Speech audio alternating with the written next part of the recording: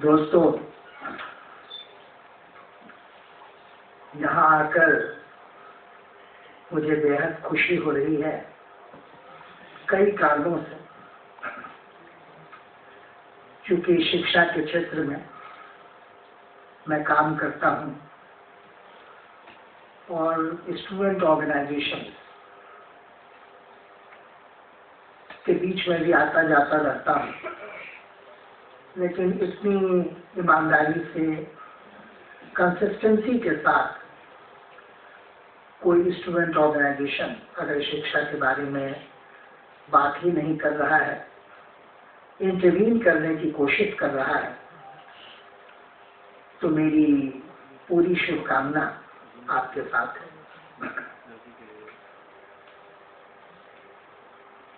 जो आपका तराना भी है, जो शुरू में पढ़ा गया कि भारत के नौजवानों तालीम को बचाओ, हक इल्म का जो छीने उसका निशा मिटा दो। शिक्षा को आप एक हक समझते हैं, एक बुनियादी हक समझते हैं, और इस बुनियादी हक की आप कद्र करते हैं सबके लिए। ये बहुत ही अहम बात है, और खास तौर से उसमें जिस तरह की सॉलिडारिटी की बात आपने की, क्योंकि अक्सर एक्सक्लूडेड ग्रुप्स के साथ ये कठिनाई हो जाती है कि एक्सक्लूडेड ग्रुप अपनी बहस में कुछ ज्यादा फंस जाता है और अपने से बाहर निकलकर सॉलिडारिटी की तरफ नहीं बढ़ पाता है। ये कठिनाई होती है, लेकिन आपने सॉलिडारिटी की बात बार बार की। मैंने आपके मूवमेंट के बारे में भी गौर से सुना। जिस अजनबियत की बात कर रहे थे अरशद, उसका भी मैंने उसको भी सुना ध्यान से। वो महत्वपूर्ण बात है। आखिरकार हम क्यों दें तालीम? इस सवाल को बड़ी शिद्दत से अरशद ने उठाया है। ये बहुत महत्वपूर्ण सवाल है, इसलिए कि महज स्कूल और कॉलेज की पढ़ाई अपने आप में काफी नहीं होती है, उसका कोई मकसद तो होना चाहिए। और मकसद में ढेर सारी बातें हो सकती हैं। कोई पढ़े लिखे लोग, पढ़ा लिखा वर्ग समाज के लिए सोच रहा हो, दूसरों के लिए सोच रहा हो, बेहतर इंसान हो, ऐसा कोई हम लोगों का अनुभव नहीं है। वो कोई बेहतर इंसान शायद नहीं होता है, शायद और ज्यादा स्वार्थी हो जाता है, अपने लिए सोचता है, अपने करियर के बारे में सोचता है। एक जमाना था जब पढ़े लिखे क्लास से बहुत सारे लोग निकलते थे जो जमाने के बारे में सोचते थे, समाज के बारे में सोचते थे। चाहे आजादी की लड़ाई हो या उसके बाद भी बहुत सारे ऐसे मूवमेंट्स चले हैं, लेकिन आज वो खेमा कमजोर हो रहा है, वो समूह कमजोर छोटा हो रहा है, सिकुड़ता जा रहा है। उसमें एक इतनी बड़ी जमात इसकी बात कर रहा है, इस बात पर मुझे बेहद खुशी है और मैं अपनी पूरी शुभकामना उसके लिए देता हूँ। एजुकेशन को हम सोशल ट्रांसफॉर्मेशन के लिए मानते हैं कि समाज को बदलने के, लेकिन बदलने का मतलब ये नहीं होता है कि समाज में, सोच में, इल्म में जो अच्छी बातें हैं उनको छोड़ दें। बदलने का मतलब होता है कि समाज में जहाँ कुछ भी गलत है, अन्यायपूर्ण है, जहाँ शोषण है, जहाँ अलगाव है, जहाँ अजनबियत है, उसको हटाना, जिससे कि मुकम्मल समाज पूरा वो बेहतर हो सके। इस तरह का समाज हम बनाना चाहते हैं। नया समाज गढ़ने में एजुकेशन एक बड़ी भूमिका अदा कर सकता है, ये मैं मानता हूँ। हालांकि कोई जरूरी नहीं है कि एजुकेशन के माध्यम से ही नया समाज बनाया जा सके। सियासत भी होती है, राजनीति होती है, उसके माध्यम से समाज बदलता है। अर्थव्यवस्था होती है, उसके माध्यम से उसके कारण समाज बदलता है, ढेर सारी बातें होती है।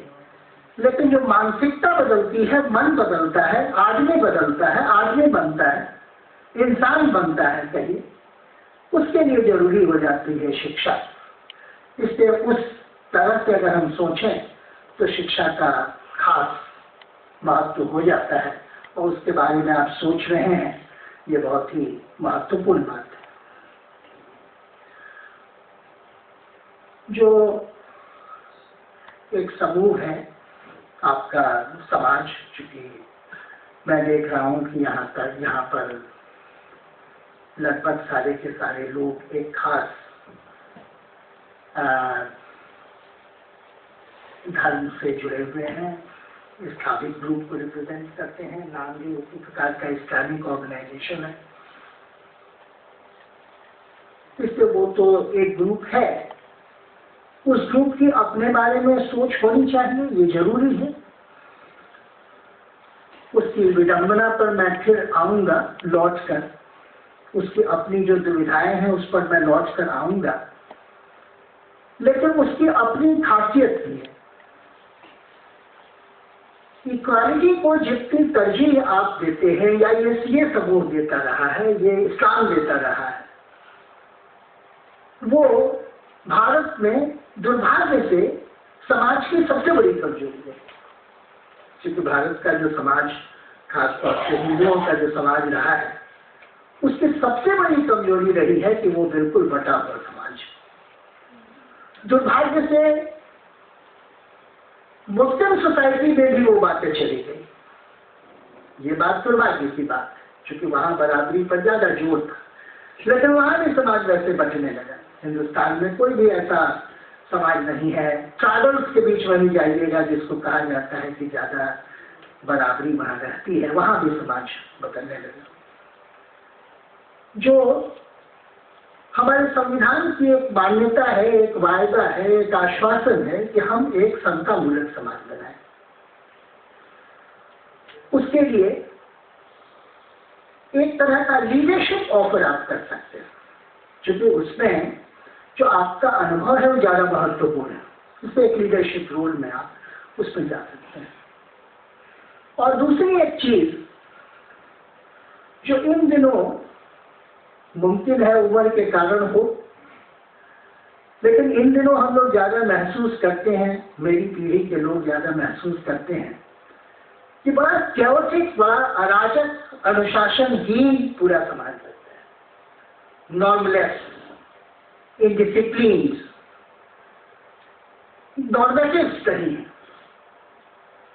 जो एक इस्लामिक सोसाइटी की खूबी रही है, जिस पर वो डिसिप्लिन, जैसे अलग अलग एक फिलॉसफी हो जाता है, रिलीजन का भी अलग अलग फिलॉसफी होता है, तो वहां एक खूबी रही है, वो डिसिप्लिन।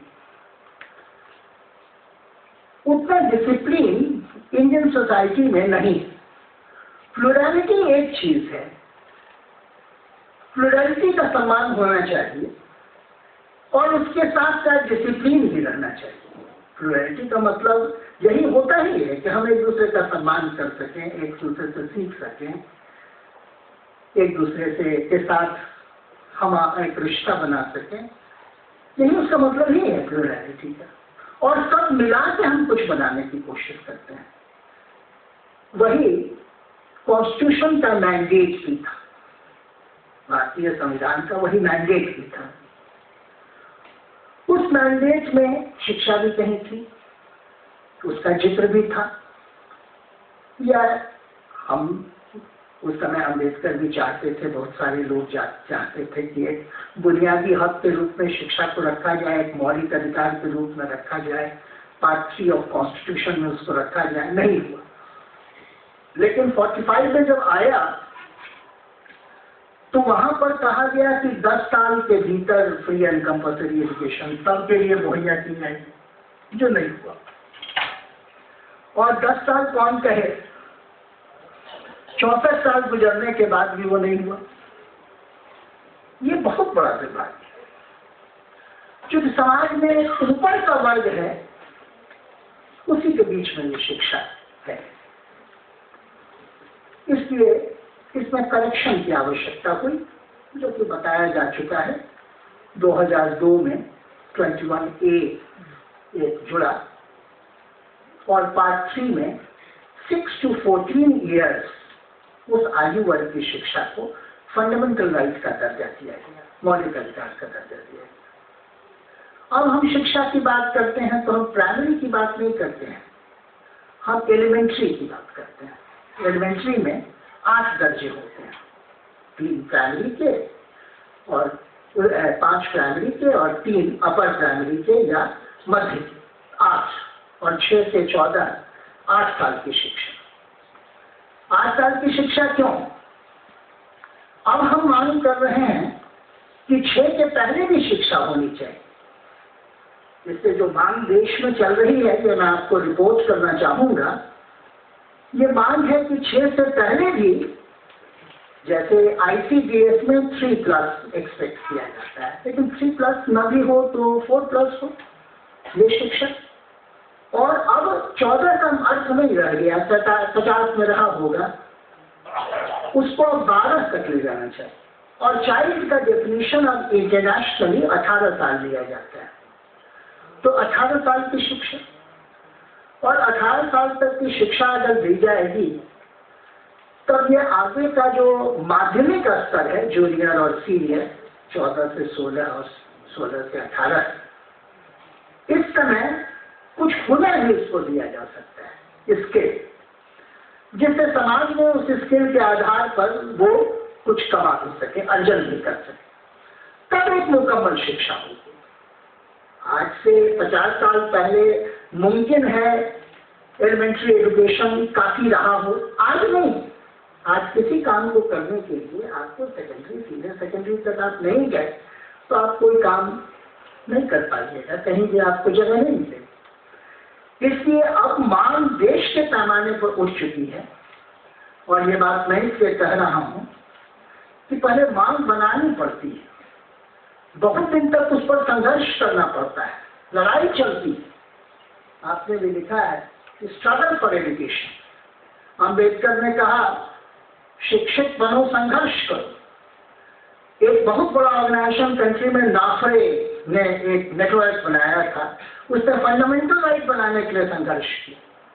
या RTI ही आया तो RTI कोई कृपा किसी की नहीं थी, मांग की बहुत सारे लोगों ने देश के हर एक कोने से, और तब फिर उसको मानना पड़ा। एक समय आता है जो उसको मानना पड़ता है, पहले हल्के फुल्के ढंग से, और तब फिर उसमें एक मुकम्मल तौर पर उसको मानना पड़ता है। इसलिए अब वो मुहिम शुरू हो चुकी है, और मेरी अपेक्षा है कि उस मुहिम का हिस्सा आप ही बने। मैं एक नेशनल ग्रुप से जुड़ा हुआ हूं, जो RT फोरम आज कहलाती है। पहले people's campaign on common school system करके हम लोगों ने शुरुआत की थी 2003 में, बिहार में उसी तर्ज पर वॉलंटरी फोरम फॉर एजुकेशन बना, और उसको इस एक्ट आने के बाद जो 2009 में आया, 2010 से लागू हुआ RT act, right to education forum बनाएंगे, एक नाम बदल के और ज्यादा व्यापक बना के। 18 स्टेट्स में उसके स्टेट चैप्टर्स हैं। अभी उसका, चूंकि उसको लागू किया जाना था इस एक्ट को 3 साल, सिर्फ टीचर से रिलेटेड प्रोविजन के लिए 2 साल की मोहलत दी जा सकती थी कि चलिए 2 साल और सही। ये 5 साल 31 मार्च 2015 को पूरा हो जाएगा, 5 साल पूरा हो जाएगा 31 मार्च को। तब देश के पैमाने पर RT फोरम ने एक 150 डेज का काउंटडाउन शुरू किया है, और पूरे देश में एक आंदोलन बनाने की कोशिश हो रही है। उस आंदोलन में अभी 11 तारीख को सभी डिस्ट्रिक्ट में कोशिश की गई, जहां भी मुमकिन हो सका, कि डिस्ट्रिक्ट मजिस्ट्रेट को एक ज्ञापन, एक मेमोरेंडम सौंपा जाए, address to the prime minister, what are our demands, हम लोगों की जो मांगे हैं। क्योंकि आप लोग ऐसा ही काम कर रहे हैं, सर्वे के बाद आपने ऐसा ही काम किया है। अभी जो रिपोर्ट दे रहे थे हमारे साथी, उसके आधार पर मैं कह रहा हूं कि आपका जो काम है वो कॉम्प्लीमेंट्री है। आरटी फोरम जो काम कर रही है उसका कॉम्प्लीमेंट्री, उसी ढंग से काम आप कर रहे हैं। सर्वे आपने किया उसी प्रकार से लास्ट ईयर आरटी फोरम ने नेशनल लेवल पर सर्वे किया, 18 स्टेट्स में वो सर्वे हुआ और उस सर्वे के आधार पर हम लोगों ने रिपोर्ट बनाया। हर साल एक स्टेटस रिपोर्ट प्रेजेंट किया जा रहा है, ईयर के एंड में एक स्टेटस रिपोर्ट प्रेजेंट किया जा रहा है। गवर्नमेंट के साथ भी हम लोगों की नेगोशिएशन चल रहा है और वो रिपोर्ट साल भर में आपने क्या किया, ये हम लोग पूछ रहे हैं। शुरू में उन्होंने सीरियसली नहीं लिया, लेकिन जब पूरा रिटन प्रिंटेड रिपोर्ट्स आने लगा तब एजुकेशन डिपार्टमेंट को वहां पर एचआरडी मिनिस्ट्री को उसको एक्नॉलेज करना पड़ा, तब वो लोग नेगोशिएशन नहीं करते। इसलिए नेगोशिएशन चल रहा है उनके साथ। और मैं आपको बताऊं 3 साल में जो norms and standards RT act के शेड्यूल में है, उसमें एक शेड्यूल है जिसमें मानक और मानदंड निर्धारित हैं, कितनी कक्षा, कौन कौन और सुविधाएं, इंफ्रास्ट्रक्चर। उसमें सरकार की उपलब्धि कितनी थी? 8%। हमारे नेशनल सर्वे में जो फिगर आया कि सिर्फ आरटी कॉम्प्लायंस 8% रहा और आज की तारीख में भी आरटी कॉम्प्लायंस हम जो सोच रहे हैं 14 का फिगर हम लोगों को आ रहा है कि वो 10,000 के आसपास सिर्फ है और शायद 15 तक भी वो 14-15 एक्सीड न करे। तो 14-15% पर किसी को पास मार्क्स दिया जा सकता है। और मत भूलिए कि ये बुनियादी हक है, क्योंकि बुनियादी हक में कोई गुंजाइश नहीं है आपको कि किसी और एक्सक्यूज को आप दें कि हमारे पास पैसा नहीं है या ये नहीं है वो नहीं। और पैसे का क्या सवाल, देश में 2 दफा शिक्षा नीति बनी है 68 में कोठारी रिपोर्ट के बाद और 86 में, दोनों दफा दोहराया गया। कॉमन मिनिमम प्रोग्राम में दोहराया गया यूपीए के द्वारा, एनडीए ने उसको दोहराया 6% ऑफ जीडीपी नेशनल लेवल पर, और अभी भी ये 4% टच नहीं करता है, 3.5 के आसपास ये बढ़ जाता है, उससे आगे नहीं बढ़ पाता है। तो आप पहले पैसा दे कहाँ रहे हैं? आपने सेस लगाया, अपेक्षित था कि सेस की राशि over and above the budgetary provision उसको ऐड किया जाएगा इस एक्ट के कॉम्प्लायंस के लिए। आपने एक्ट के बजट में ही इसको डाल दिया। सेस की राशि कितनी हुई वो भी आप स्पष्ट नहीं करते हैं, ढाल उसको उसका ढाल मेल करके आप एक राशि आप प्रोवाइड कर रहे हैं। बहुत ही लो लेवल गवर्नमेंट का कमिटमेंट। तो इसलिए इंफ्रास्ट्रक्चर डेवलपमेंट, क्योंकि एक पक्ष आरटी एक्ट का एक पक्ष है कि सरकारी स्कूल कैसे होंगे।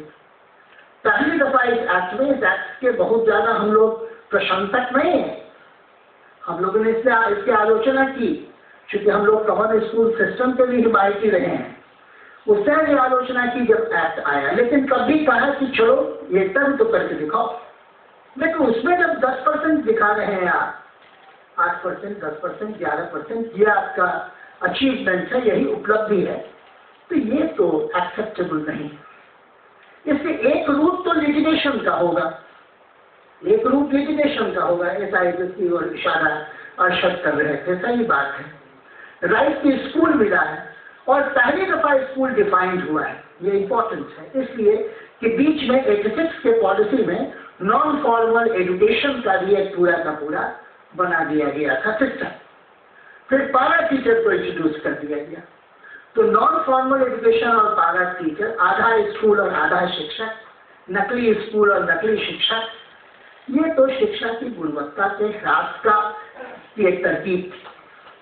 इससे जाहिर है कि पब्लिक सिस्टम ऑफ एजुकेशन जिसको कहते हैं उसको डेलिबरेट खत्म किया जा रहा है।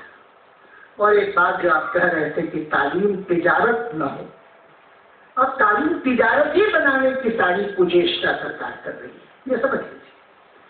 हायर एजुकेशन में ऑलरेडी 70% प्राइवेटाइजेशन हो चुका है और तेजी से वो नीचे की तरफ उतर रहा है, सेकेंडरी लेवल पर और अब एलिमेंट्री लेवल पर।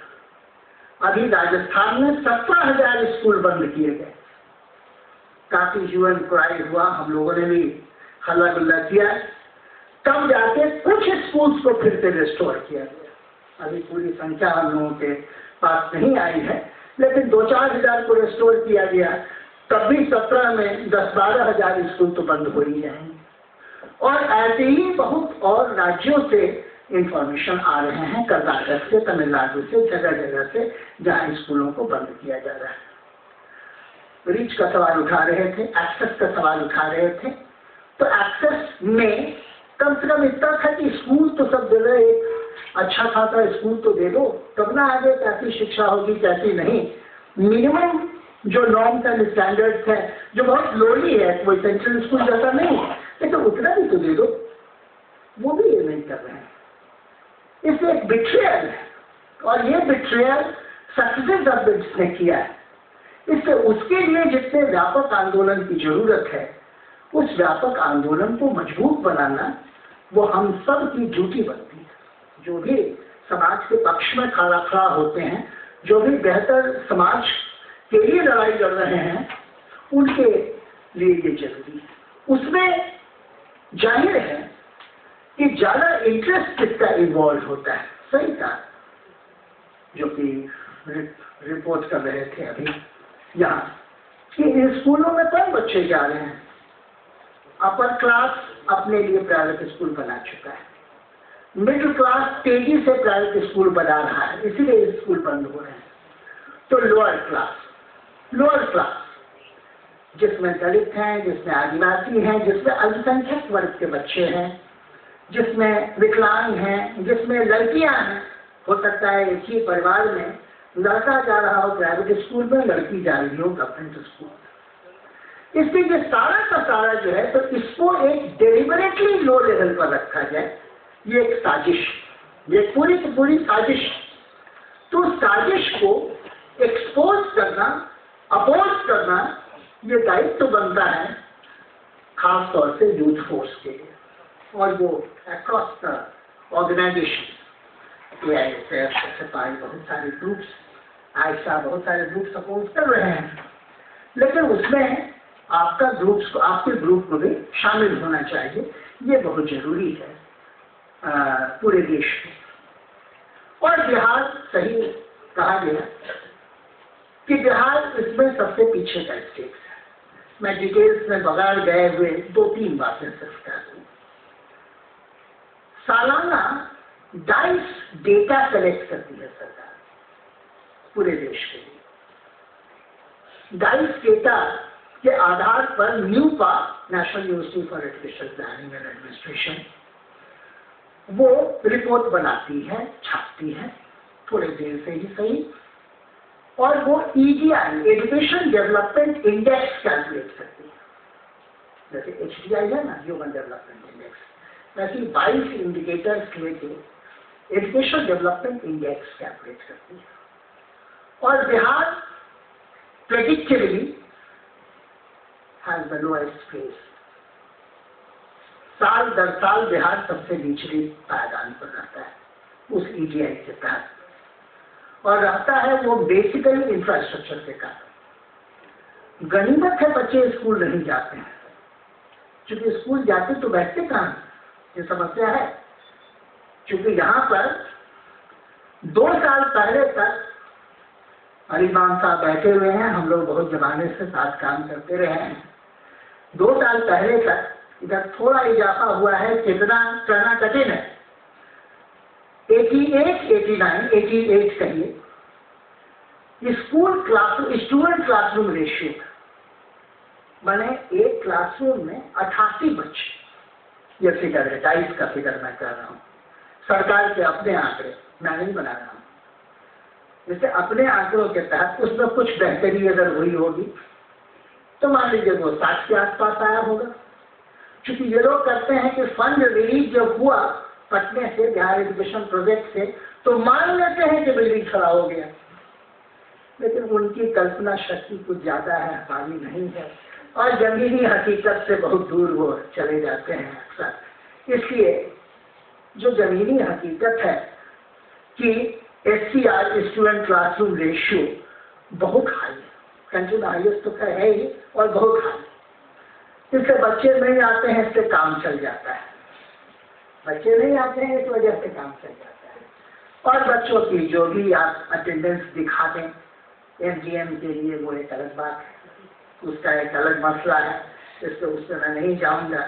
लेकिन ये एक सारा का सारा सिनेरियो जो है, जो परिदृश्य है, वो बहुत ही निराशाजनक है।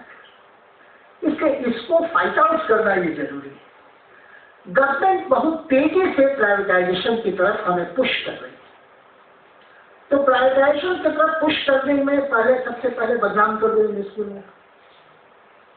जैसे ऐसा रिपोर्ट का रेफरेंस दे रहे थे अरशद, मैं ऐसा रिपोर्ट से बहुत ज्यादा उसके मैं क्रिटिक ही उसका हूँ, आलोचक हूँ।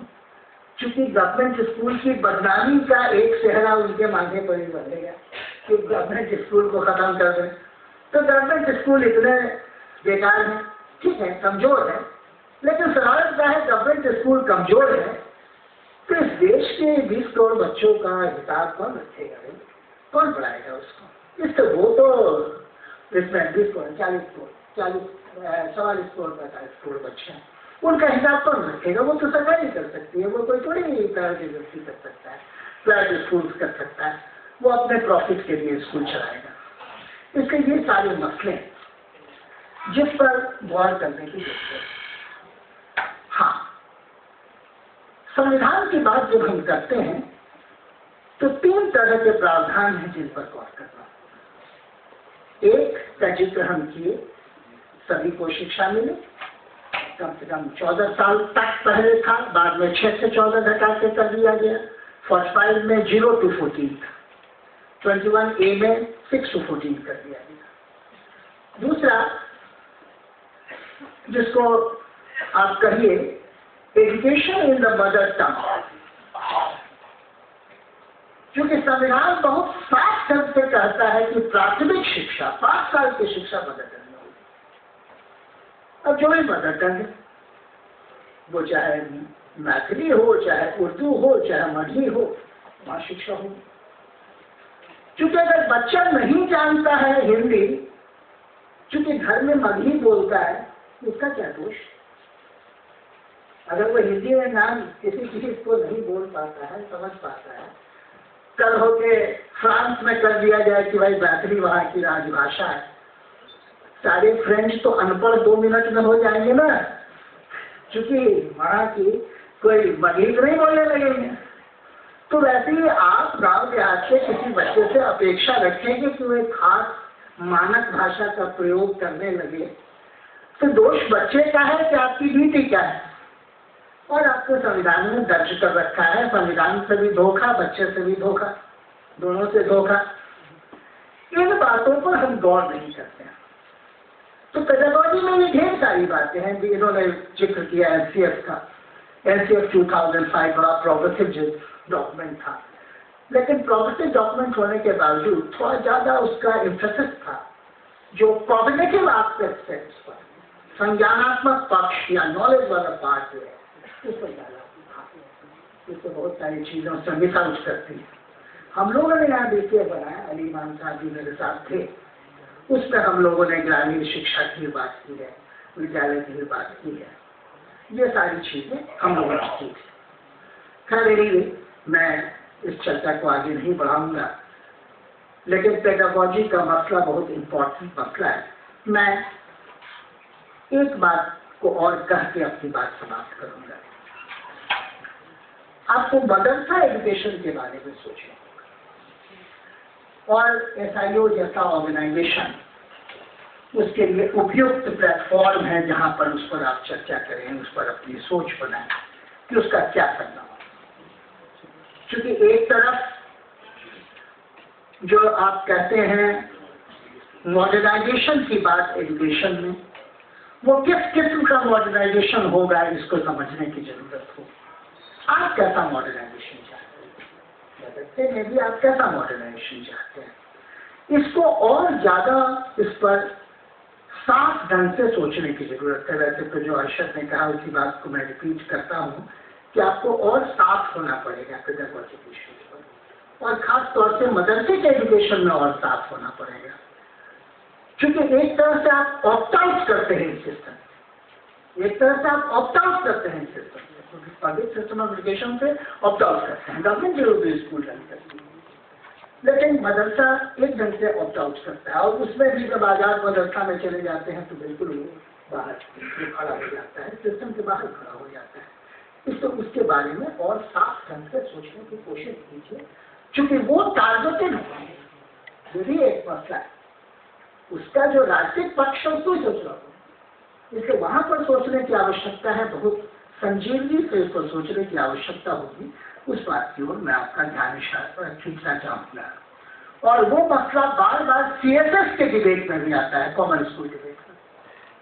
राममूर्ति कमेटी ने भी चर्चा जब की थी कॉमन स्कूल सिस्टम की, तो उसने कहा कि मदरसे वाले का क्या होगा हम नहीं कर सकते। इसलिए वो एक मसला है जिस पर सोचने की आवश्यकता है।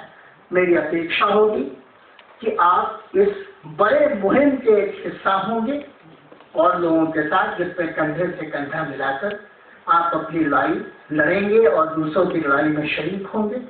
और दूसरी चीज, और संजीवनी से इस समाज की अपनी जो अपनी दुविधाएं हैं और अपने जो पेडागॉजिक इश्यूज हैं, इंस्टीट्यूशनल इश्यूज हैं, उसके बारे में भी संजीवनी से आप सोचें। फिर से एक दफा आपके प्रति आभार व्यक्त करते हुए और शुभकामना देते हुए मैं अपनी बात समाप्त करता हूँ। धन्यवाद।